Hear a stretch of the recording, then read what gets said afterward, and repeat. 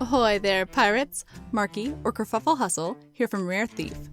Sea of Thieves' misfit trading company has finally been allowed to step into the spotlight. Undeterred by Larinna's reluctance, they got their wish. The Hunter's Call now has their very own festival, the Festival of Fishing. The Festival of Fishing event will have pirates casting their lines all over the Sea of Thieves, hoping to reel in these wriggly rapscallions. In exchange for these fish, the Hunter's Call is rewarding pirates with brand new cosmetics and event-exclusive titles. This event will last 3 weeks, from February 25th to March 18th.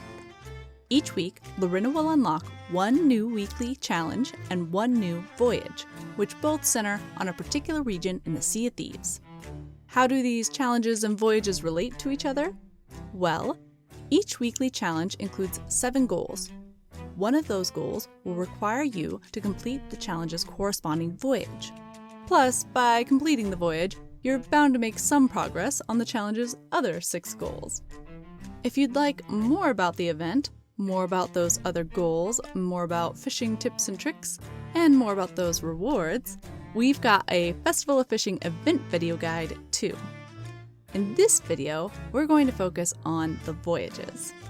Let's set sail. Where do you get these voyages? As with many previous events, you'll want to talk to Larinna. Each week, Larinna will offer a new voyage, which will help you complete the week's challenge. How long will Larinna offer these voyages? Once Larinna offers a voyage, she will continue to offer that voyage throughout the remainder of the event. So, in week 1, you'll be able to purchase the first voyage. In week 2, you'll be able to buy the first and second. And in week 3, you'll have access to all 3 voyages. If you remember last year's Festival of the Damned, at the start of week 4, all 3 previous week's challenges and voyages were unlocked, and pirates had an additional 3 weeks to complete the festival. So, it is perhaps important to note that that is not the case this time around.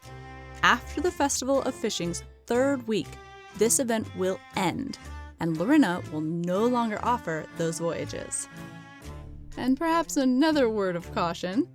After the event ends, you might still have these voyages in your inventory. However, you won't be able to complete the challenges.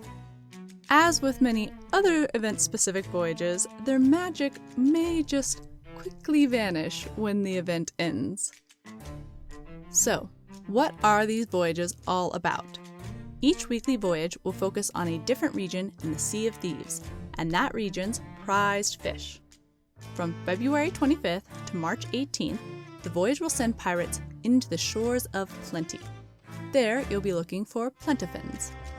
From March 4th to March 18th, the next voyage will call you over to the Ancient Isles. There, you'll be luring in ancient scales. From March 11th to March 18th, pirates will be asked to brave the Devil's Roar. There, you'll be dancing with the devilfish. While the voyages differ in fish and location, each voyage shares the same basic structure. After purchasing the Festival of Fishing voyage of your choice, head to your ship, propose the voyage, and vote. After you've successfully voted to begin the voyage, open your quest radial. There you'll find a note from Larinna. This note will direct you to a sea post in the voyage's region, where you'll find a Hunter's Call representative whose name roughly rhymes with their founder's name, Merrick. Sea posts are the smallest specks on your map table, so if you don't already know where they are, they're not always the easiest to spot. For a quick reference, you can always pull up the interactive map. There's a marker specifically for sea posts that should help guide your sails. You can also always type the name of the sea post or Hunter's Call representative into the search. Then you just click on the result and you'll see it appear on your map. Once you've located the sea post, sail on over. When you arrive, talk to the Hunter's Call representative. They will give you further details on what fish you should catch and how to catch them.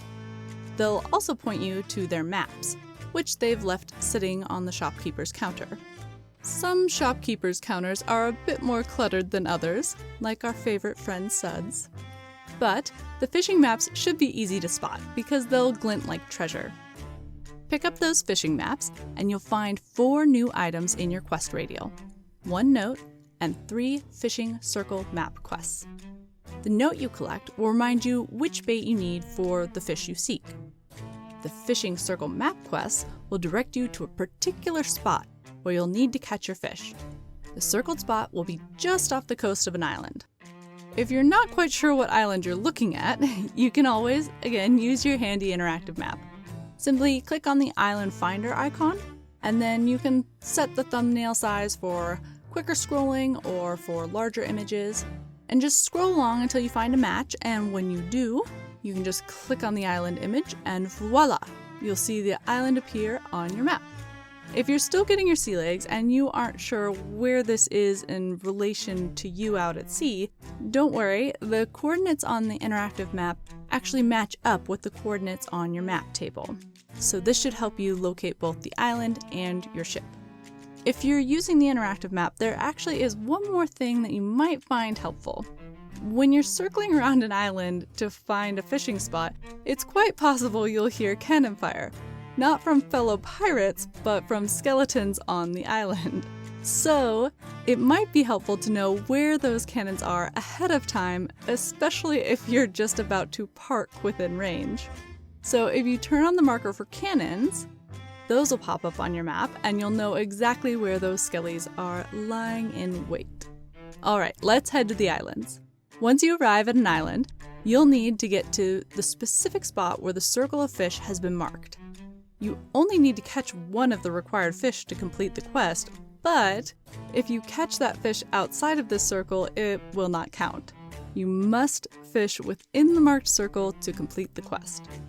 We like using our map table to make sure we are fishing in the correct spot. You can look at the circle map and then back at the map table, and then see if you can line up your ship on the map table with that circle of fish on your fishing map. Once you think you found the right spot, take out your fishing rod, equip the correct bait, and cast away. Once you've caught the correct fish for each circle map, you will have completed the voyage and the accompanying goal for the event. While these voyages may seem far easier than others, there are a couple tips that just might make them even easier. First, circled fishing spots are quite close to the island shores. This means you'll likely attract a lot of isle hoppers. To prevent isle hoppers from stealing our bait, we like to do a short cast, so our lure falls right in front of us. That way we can easily see which fish is swimming toward our lure and pull it away if it's not the fish we want. Second, if the circle is rather close to the shore, you might want to face away from the island when casting your lure, because if a tugging fish runs into the shore, it'll snap the line and you'll lose the fish. All in all, these voyages will likely be a nice and easy refresher on how and where to catch regional fish throughout the seas. That is, of course, unless I've just now jinxed us all, in which case I really do apologize.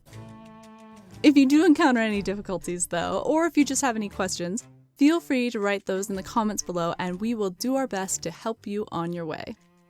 Alright, time to go fishing!